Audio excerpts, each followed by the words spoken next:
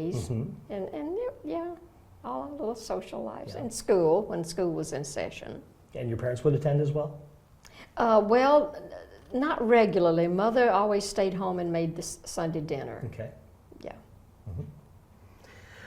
I know in terms of the dynamics of the way that church works in the South, it's a little different than my childhood recollections, but because I think the church has a stronger orientation about including kids in all kinds of functions as you're growing up as well. Yes. So, and were your sisters involved too? Oh, yes. Okay. We all grew up in the church. So you went together as a Oh, yeah, yeah. The kids went as a family then. Okay. We did. I mean, it was just a given. I mean, you just knew that you were going to get up and go to Sunday school in church. Sure. And you found that is it culturally the same being a Baptist in Anchorage as it was maybe in North Carolina or in Georgia? Well, yes, because that's North Carolina and Virginia. Well, North Carolina especially is still part of the Bible Belt. Uh-huh. And we'd associate with a church as soon as we moved to a place. And oh no, it was all the same, even in Alaska. Right. And well, I know I've got your family's history, but please tell me about your husband's family history. Well, to my knowledge, they came from Ireland. Okay. And settled in North Carolina. And for the most part, they were tobacco growers. But on the Breedlove side, the Breedloves had a department store, I believe in Henderson, North Carolina, named Williams Breedlove Department Store. Okay. But for the most part, my mother-in-law's side of the family, they were tobacco growers. Okay. So it was Breedlove, and what was the other family name? Nutt. Nutt. Okay. Mm-hmm. Right. And then, okay. So, I guess what I didn't ask then was about your family specific. Then, tell me about your family's tradition, your ethnic heritage, and the family names too. If you will. Well, my family mostly English. Right. So the English and the Irish, and that didn't cause any problems? No, okay. Apparently not. But on my father's side, a cousin of mine did a genealogy and traced it back to the mid-1500s in England. Okay, and this is the which family? The Doolittles. Doolittle Okay. side. Mm-hmm. And one named Henry Doolittle, they came over and settled in Connecticut. And he had a wife, I believe her name was Elizabeth. And he was kind of they settled in Wallingford. Mm-hmm. It was called, I think they founded that area. And he was sort of the, not the mayor, but the leader. And he deeded her a tract of land, and she was the first white woman to own land in the New America. Wonderful. Okay. But then they branched off, and some came south, which was my family, Mm-hmm. and then some went more out west, Texas, and on out west. Okay. So what about was that your mom's side or your dad's side? That was my father's side. Okay. And my mother's side, she was, her maiden name was Valeria Montine Bolton. Mm-hmm. And they were agricultural people. And her mother was Ida Bell Nunnally. And her mother was, her maiden name was Josephine Wallace, and she married a Nunnally. Mm-hmm. But I never knew her. She was long gone when I came along. But she was a little girl during the war between the states, and she remembered the invasion by the Unions. Mm-hmm. And how frightened she was, and she hid, Mm-hmm. and how, then the carpetbaggers. And your family was in the Athens area by that point? Or? Yes, okay. they were in Clark County. Okay. Mm-hmm. So. Mm-hmm. So your mother was a homemaker primarily? Yes, Mm-hmm. yes. She did help my father in the business some, yeah. Yeah. Did you work in the business at all? No, we'd go down there and play. Right. Get in the I way? was just a little girl, Right. Yeah. And that was dry cleaning, right? Yes. Yes. Okay. All right. So I wanted just to go back and have you tell me a little bit about your mother specifically. She had children, and tell me about her personality, what she aspired to. Well, as a young girl, before she married, she had hoped to be a nurse. That was her dream. But then she married my father, and they raised a family. And she never was able to fulfill that dream and until she became a widow, and then she went back to school and became a nurse. She did not become an RN, but she did become a licensed practical nurse. Okay. And she worked until she retired. What kind of nursing was she doing? Was it in a hospital? Or In a hospital, focus on- Athens General Hospital. Okay, yeah, that is something I know a little bit about because my mom was a nurse as well. And you know, I think you can generally make some statements about people that tend to want to be in the nursing profession about their character, and they tend to have a focus on other people. Was your mother? She was yes, she was and she was a wonderful mother. Yeah. Yes. Would you say you're like your mother? I don't know. I hope. Yeah. I hope so. Mm-hmm. She would be a great model to pattern. So I know in your family history there is some relation back to some notable names in American history. Can you tell me a little bit about that? Or? Well, as far as I know, we have a distant ancestor, Alexander Hamilton, Well, everyone's heard of him. and that's on my grandmother's side of the family, Okay. the Hamiltons. Mm-hmm. That's wonderful. So again, there is a lineage that goes back through, and you mentioned earlier that someone had done a genealogy in the family. Who was that again? My first cousin, Larry Wallace. Okay, right, and that was the connection to the Wallace families. Okay, well, so let me go forward again. As you were moving, were you able to stay in contact with your mother and through that process, or? Oh yes. Yeah. Yes. What was her recollections about you being in moving and going to? Well, it Alaska? probably broke her heart when we came to Alaska, moved to Alaska, because that seemed like to the end of the world. Mhm. But she never objected, because she always said, you have to go where, your husband makes a living for the Sure. family. Right. Yeah. And she was able to come one time. She did make the trip one time Oh, okay. To Alaska. to Alaska. Okay. hmm And this would be about what year? That was August of '68, Okay. because she had been out to Texas to my niece's, her granddaughter's wedding, Uh-huh. and then she came up to Alaska. I'm imagining that's probably the biggest trip she Oh, probably absolutely. had a chance to. Yes, Yeah. by far. Right. The biggest trip ever. Yeah. What were her thoughts about Alaska, as you recall? Awesome. She Yeah. thought it was awesome. Yeah, it is beautiful. It is. Yeah. So as you think back on the places that you've lived, do you think of yourself as an Alaskan? Do you think of yourself as a Georgian? How do you describe yourself? Ooh, a little of all of it. Yeah. As a Southerner, and from Georgia especially, I think I still have a lot of red clay in my blood. Uh-huh. I don't think that ever comes out. No. I No. think they say that red clay does get Just in. like my accent, I'm afraid that I'll die with that Southern Well, it does accent. give you away. I know.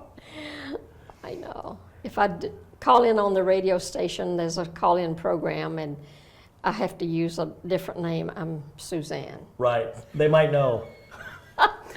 Because somebody say, I heard you on the... I said, no, I think that was a woman named Suzanne.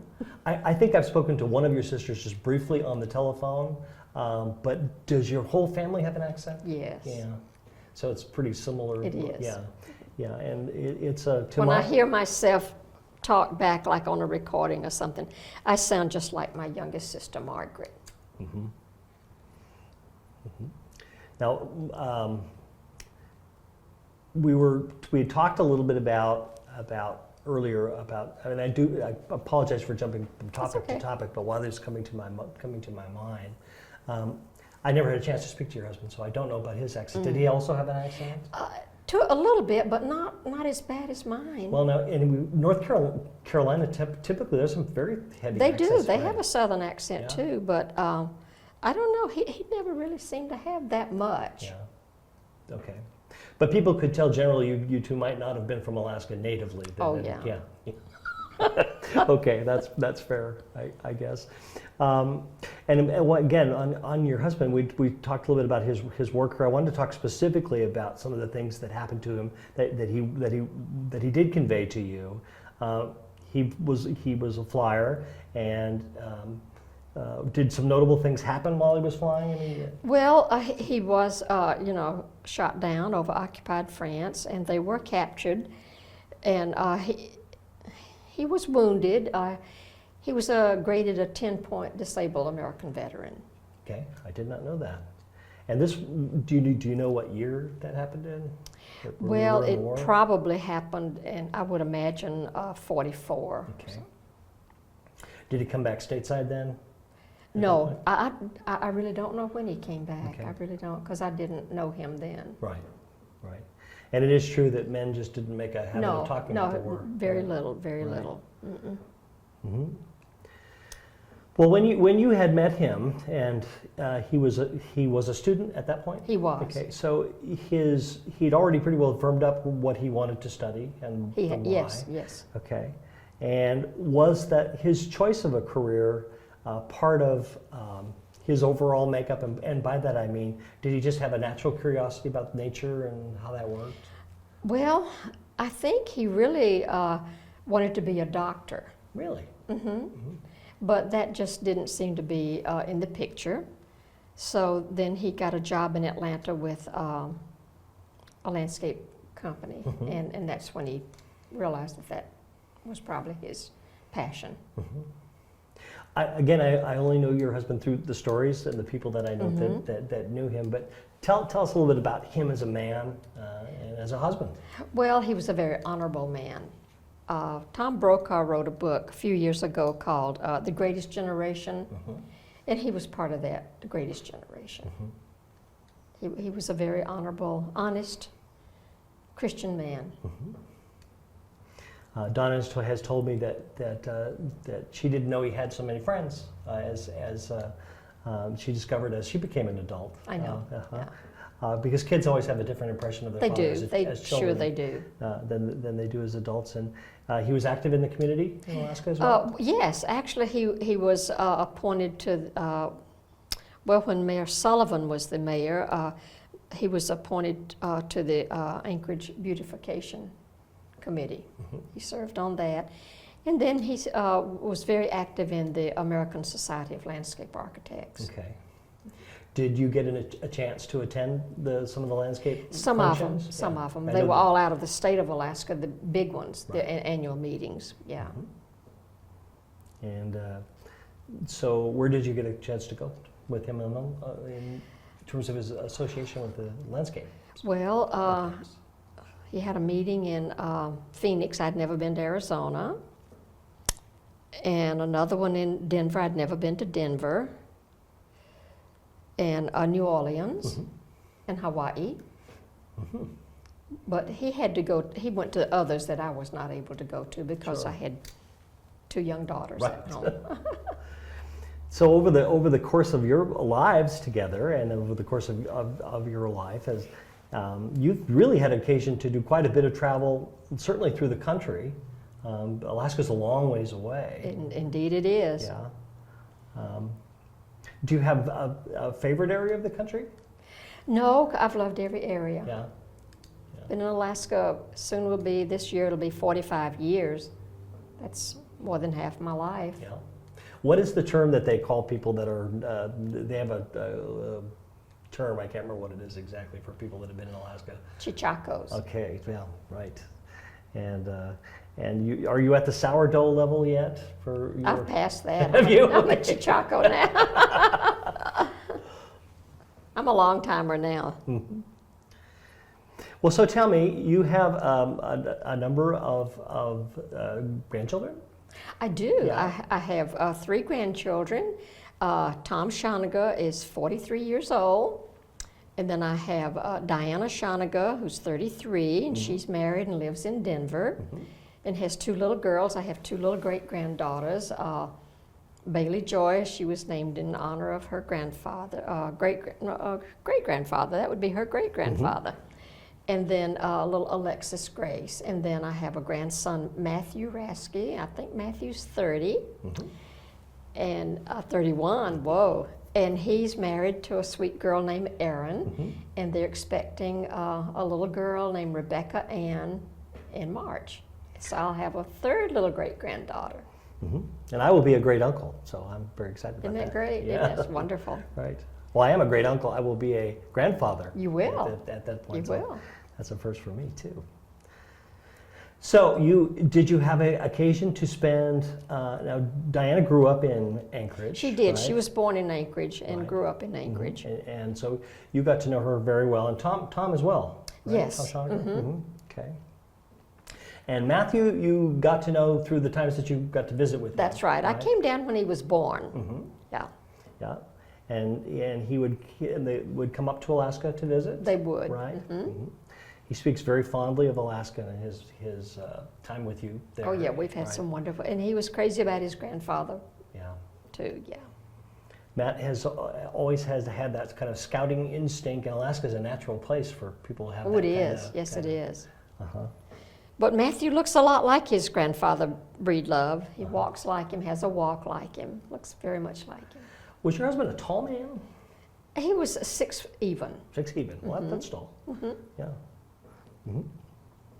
and I think Matthew is a little taller than that. I think he is too. How tall is I think he? Matthew is a little more muscular than 6'4"? his grandfather too, a little more muscular. See, we got that on tape, Matt. There you go. So you've had an occasion to, again, spend time with the grandchildren just recently. In Just fact, recently. Right. I spent Christmas in Superior, Colorado, which is near Boulder, and it was one is 3 and one is 5, and it was a fun Christmas Yeah. because it'll be one of their nicest, as a child. Yeah, that's So living in Alaska, you had occasion to spend time with your grandchildren directly in Alaska. There was Diana and Tom. And Tom, right? Tom was the oldest. Right. And how did your experience with them? Very obviously, one's a boy, one's a girl. Well, Tom was quite a bit older than Diana, and he and my husband, his grandfather, really bonded. They just had a really good relationship, and he would come over, and I still have some of his little toys that he played with. Yeah, And Tom is now in California. he is. He's married to a young woman named Teresa. They have no children so far. Tom is 43 years old. He teaches part-time commercial art at one of the community colleges, I believe, and he also does some design work on his own commercial art. But Tom was always good with his hands, and he builds now I think he builds specialized bicycles. Well, I've heard that. And they live in Santa Barbara, but I believe Pam said they were moving. Did she say they were moving? Not away from that area, but somewhere in that area. I Yeah. don't know. I think they're in San Mateo. Really? I think it's Okay. San Mateo. But Teresa is from that area. He married a girl from that area. Have you met Teresa? I have. Yeah, Mhm. She's a lovely girl. She's a professional photographer. Yes. So you've been in Alaska for a while, and I know you had a career there. Tell me a little bit I about did. how that got started. My first job was with the Air Force on Elmendorf Air Force Base. My first job was with Alaska Communication Region. It was a temporary. There was a freeze on hiring then, and so it was a temporary job. Right. Then I went from there to base procurement, which was another temporary job. But then I was able to get on permanently with the Alaskan Air Command. And I worked there until 1971, and then I had the chance to for a position with the Army Corps of Engineers, and that was still on Elmendorf Air Force Base. So I took that job, and I started off in the area called the Foundations and Materials, which they did a lot of drilling, core samples. I learned a lot about geology and soil and all that. And then I went from there to the worked for the Chief of Engineering Division, and from there I went to was fortunate enough to be selected for the executive office. I was the commander's secretary. Wonderful. Yeah. So I know that the Corps will change commanders periodically. How many commanders did you go through? 5, because Five. they change. I was in the executive office almost 15 years because they change every 3 years, and I worked for 5. Yeah. What was your favorite part of that job? It was just a really wonderful career. I really enjoyed it. It was a highlight of my life, the time I worked. I made some lasting friends, and it was interesting work. I learned a lot about different things, because the Corps of Engineers, it's the largest engineering firm in the world. Yeah, that's absolutely true. And it has different facets, and I learned a lot about a lot of things. So did you think about your profession as you were growing up? I mean, did you think, now looking back, could you see how you went from step to step that helped you wind up there? Not well, in a way, because girls of my generation in high school, you were automatically taught typing and things like that. Right. Because I always thought that would be a good thing for a girl to know. And so I kind of followed that field. And a lot of the work, I would imagine, had to do with your personality in terms of being able to get along with the people that were. Well, being in the what's called the front office, the executive office, you had to be a little Right. on your toes. And the commanders that you dealt with were from really all over the United States? They were. Yeah. The first one that hired me, George Robertson, went on to become a two-star general, and he was from Georgia. That's Okay. maybe why he hired me, I don't know. But then after him, there was Colonel Lee Nunn, and he was from Tennessee. In fact, he was, at that time, he had a cousin that was Senator Nunn from Georgia, Sam Nunn. Yep. And then after Colonel Nunn was Neil Saling, and he was from Oregon, and they have retired there. And then Colonel Wilbur Gregory from the Virginia area. And then the last one I worked for was Colonel Bruce Cagle. Did you have any indication that you would be involved in government work when you first came to Alaska? I mean, Kind of, because I had worked for the Army in North Carolina, and I really enjoyed working for the military. Okay. In fact, in North Carolina, it was the Army Research Office in Durham, and that was a research office there, and they used a lot of the brains at Duke to do research. And fortunately, I got to do well, of course, I didn't do the research, but I had to type up the reports and things on a rifle that my grandson still used, that they still use in the Marines. I believe the M16 rifle. I think that's still used. I believe so. Maybe, I don't know. Okay. And while I was there, I got to meet the nuclear father of the nuclear bomb, Edward Teller. Really? I had a meeting there. Oh, okay.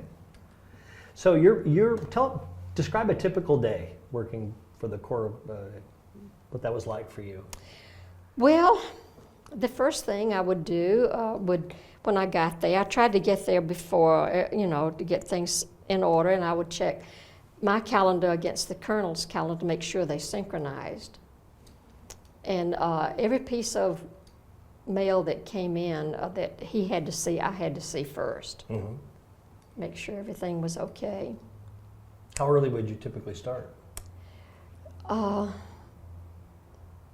it would just depend. There was always something. I tried to have everything caught up by the end of the day, but the colonel was always there later and to sign things, and then I would get out of his inbox all the things that he had signed off on and process that.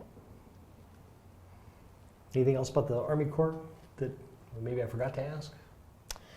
Well, I got to meet the Secretary of the Army one time. His name was Clifford Alexander. And I believe that was under Carter. I believe Carter was the president then. Right. So, and I know Alaska played a very important role in the Cold War setup and deployment because they figured that was a staging We spot, did. so. I learned a lot of that when I worked for the Air Force, because one of the first job I had to process travel orders, and a lot of the fellows, were stationed remote and out at Shemia, and I saw one name that came across my desk, and it was a young man, was just a little boy in Fort Lauderdale. So when he came in from Shemia, I contacted him. He didn't really remember me, but I took him home, and then we took him for a drive down to Portage Glacier so he could see a little bit of Alaska before. And of course, that was the height of the Vietnam War, too. And those that were stationed out at Shemia, though, and that would have remote assignments, because there are a lot of remote sites in Alaska, and Sure. when they would get transferred out, they had a contract with Alaska Airlines, and it was called the Freedom Bird. Yeah. And those guys were really glad to get on that Freedom Bird. But then they brought a lot of the wounded in from Vietnam to Elmendorf too, and you could always tell when, I think the plane was the C-131, it was called the Starlifter, and you could always tell when it was full of wounded because they came in unusually slow. Mm-hmm. Yeah. Yeah. They'll end up bumping them, I'm sure. Yeah. Mm-hmm. Well, let me try a little bit different direction with you, if you don't mind. I know it seems like most people in life, at some of their life experience leads them to being the person that they are. And as you look back at your life in whole, what would you say are the most important things that have happened to you and that have helped make you who you are? Well, I think my family. I'm very fortunate that I came from a long line of godly believers. Mm-hmm. And it's a wonderful legacy to have. And I hope I can pass it on to my children. I hope I have. I think you have. But yeah, and growing up in the Bible Belt in a small southern town, life is just different, you know. And people just, I know God was very important to most everybody I knew. Mm-hmm. And God's always been a part of your life. Yes. Well, I accepted Christ as my personal Savior when I was 12 years old. Mm-hmm. Although I'd been in church since I was in cradle roll. I can even actually remember that. But I went forward to accept Christ on Palm Sunday. And then I was baptized on Easter Sunday when I was 12 years old. Mm-hmm. So Carolyn, as we wrap up, I'd just like to ask you if there's anything that you'd like to say to your children and your grandchildren as they think about you. We're looking forward to getting ready to celebrate your 80th birthday. Yes. My greatest desire is that they will walk close with the Lord, always put Him first in their life, and serve Him with a glad heart so that we can all be together again forever in heaven. That's wonderful. It's wonderful. Looking forward to it. Yes. I love you, Mom. Love you, honey. Thank you for sitting with us today. Well, I hope it came across okay. It's going to be Very fine. good. Is it still on? That's good. That'll actually make a real good ending.